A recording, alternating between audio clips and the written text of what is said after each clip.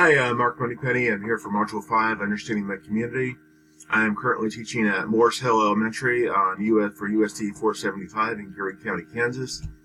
Our customs and our traditions at Morris Hill.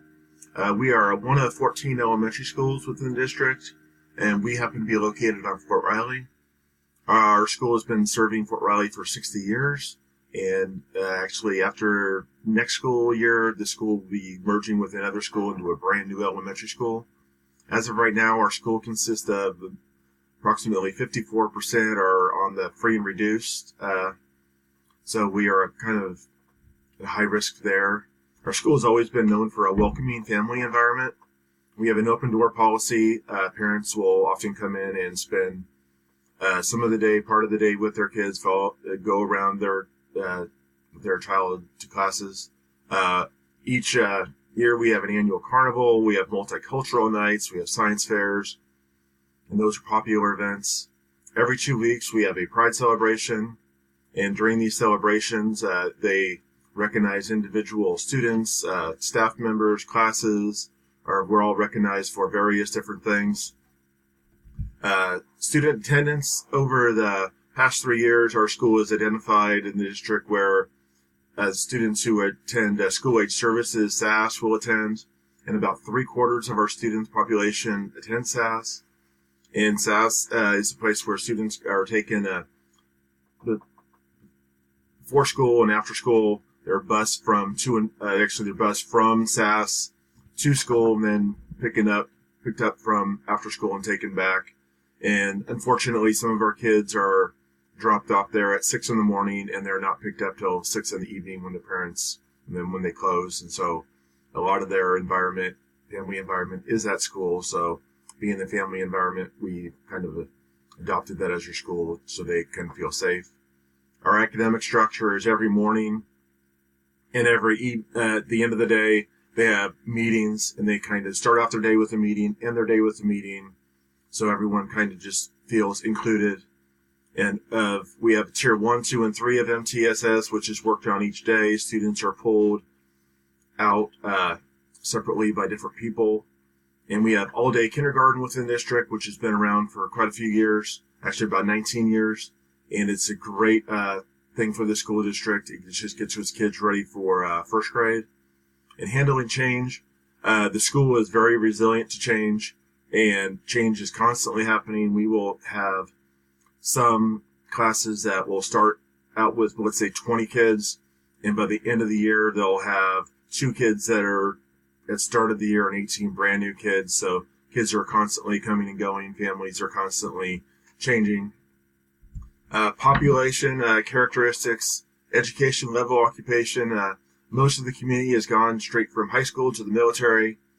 90% of the school population has one or both parents in the military.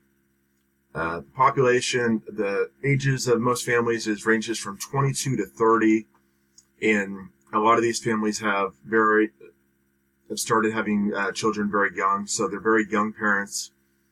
The population is, like I said, constantly changing, with families going from one Army installation to another.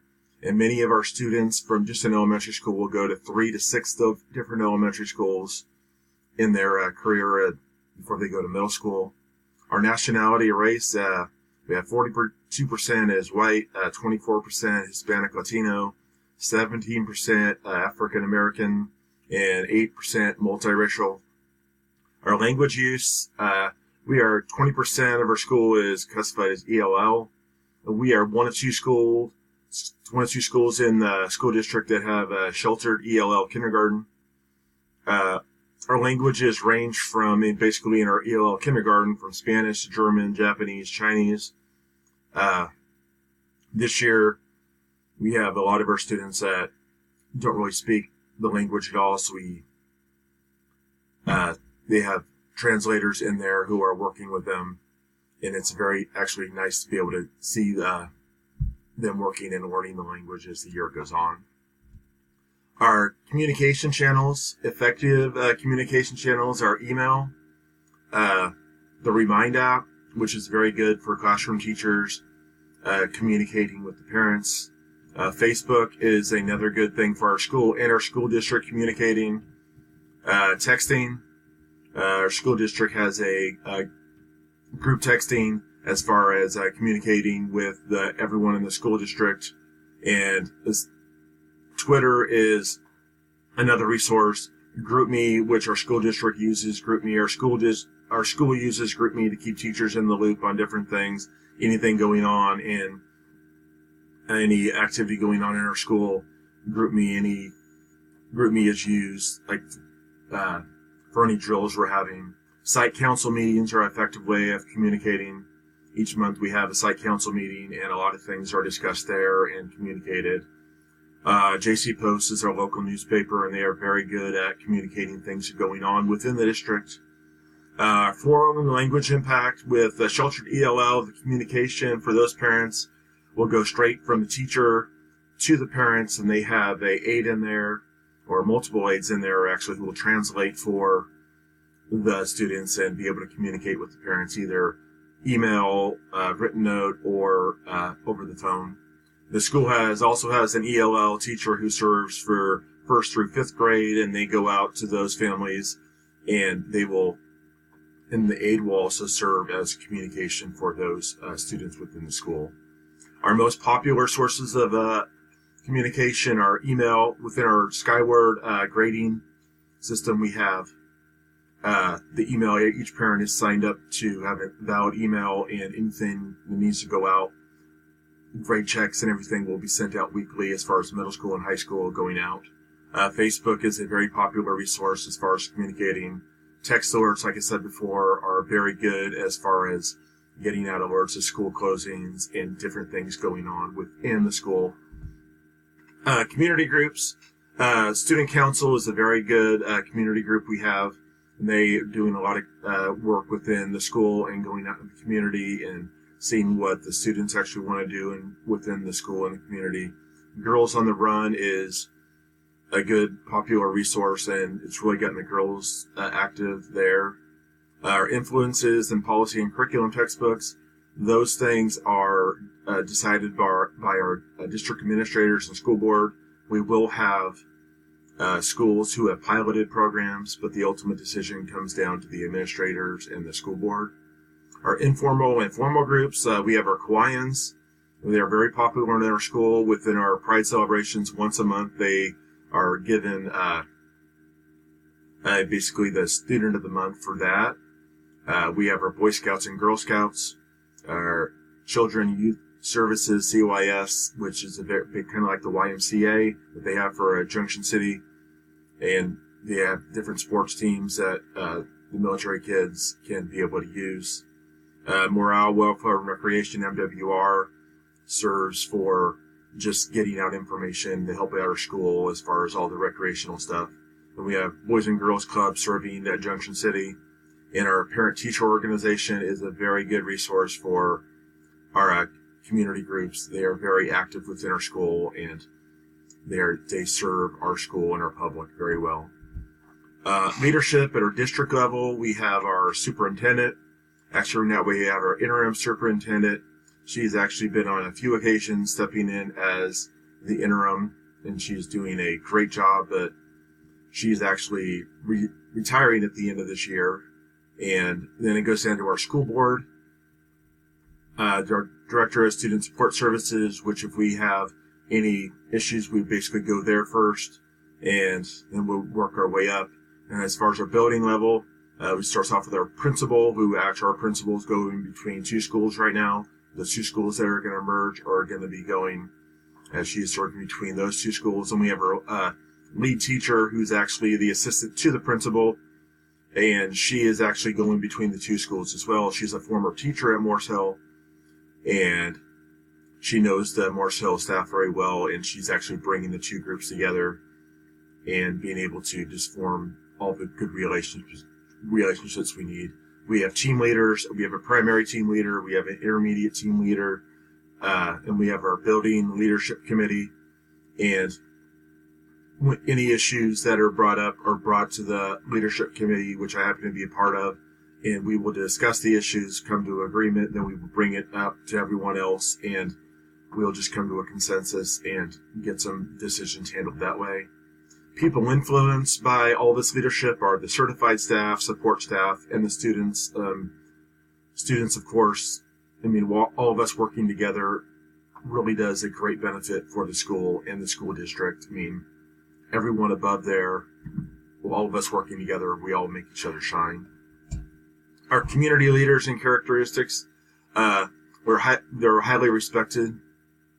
Basically, it's the military leaders, our commanding general, garrison commander.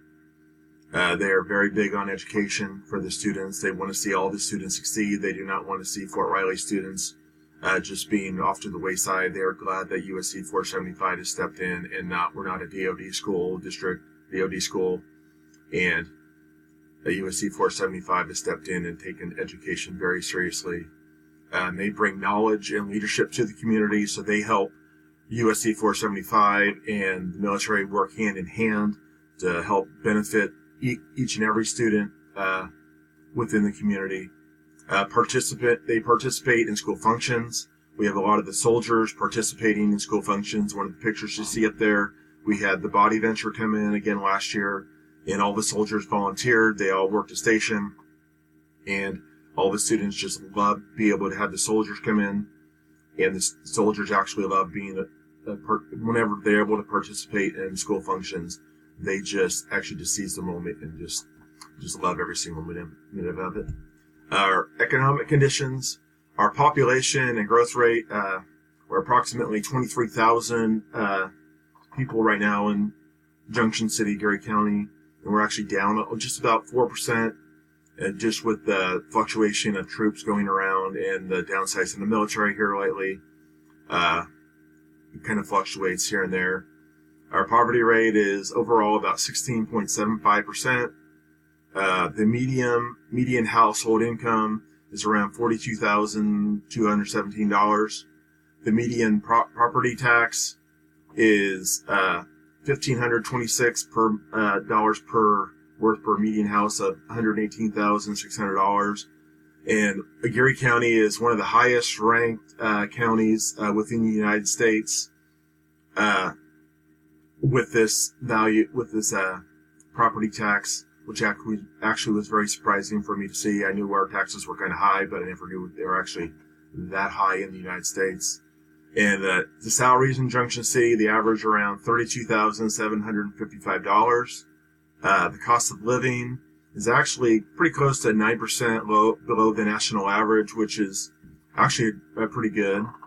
The popular things, the occupations, we have the property managers that are popular, office managers, government employees, which a lot of people are working on Fort Riley. Some of them came from Manhattan over, a lot of them from Junction City, Geary County area onto Fort Riley, and we have a lot of the tractor trailer, big rig truck drivers live in the area, and this is kind of the central point. They go back and forth monthly, weekly.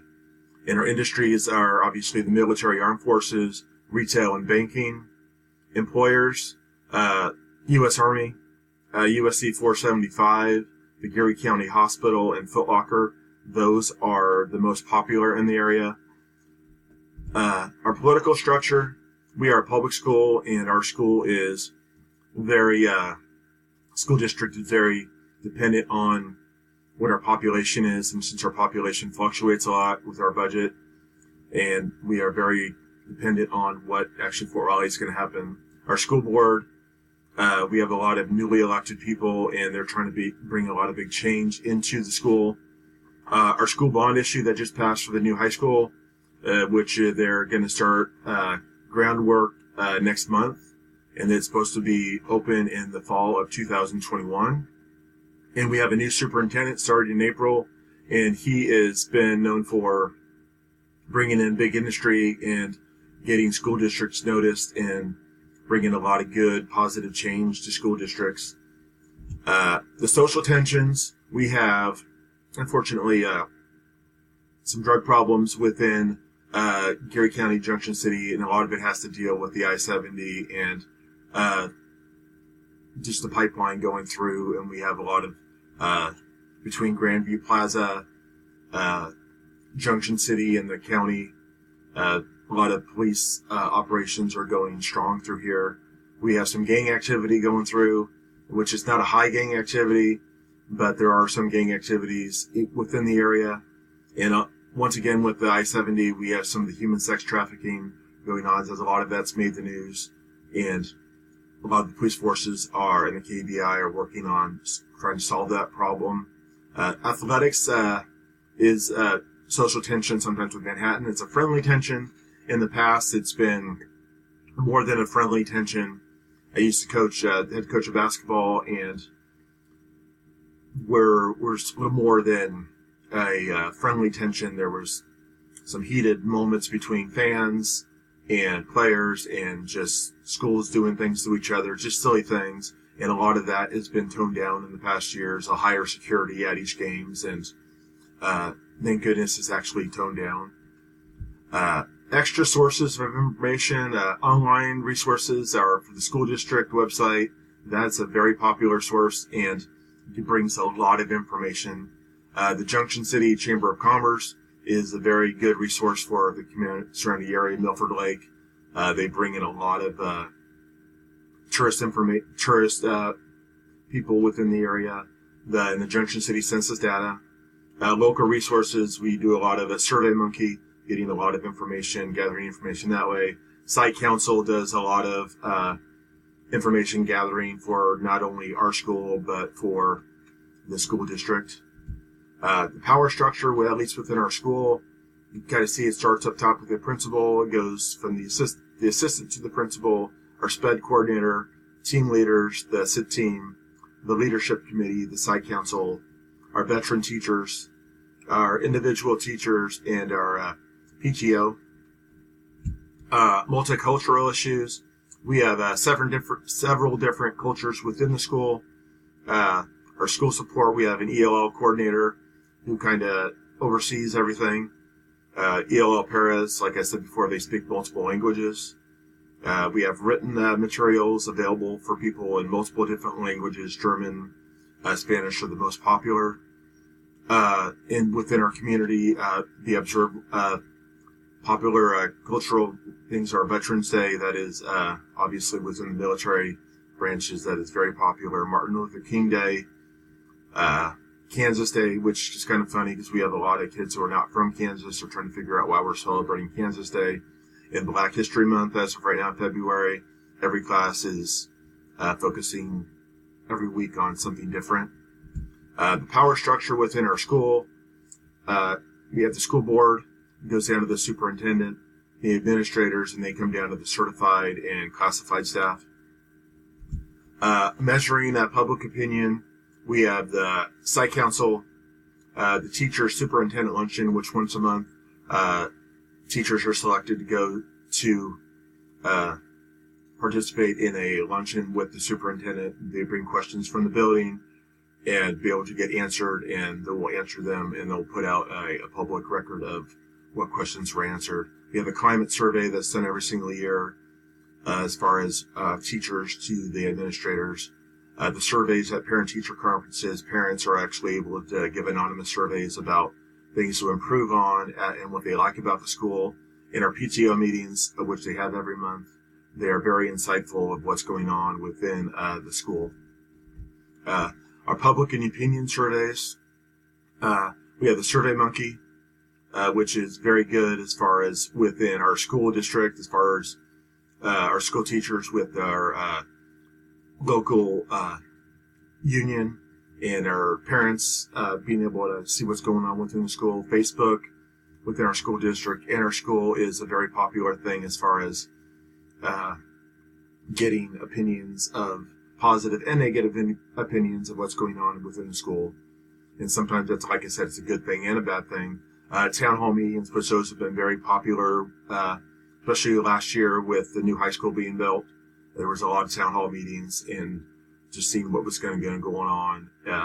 And right now, representatives from the school district are speaking with the community. They're actually taking extra time right now going out and seeing what the community needs are and what community members want to happen differently within the school. Our school board really wants to be able to be able to relate with the community and be able to see what change is going to be able to happen.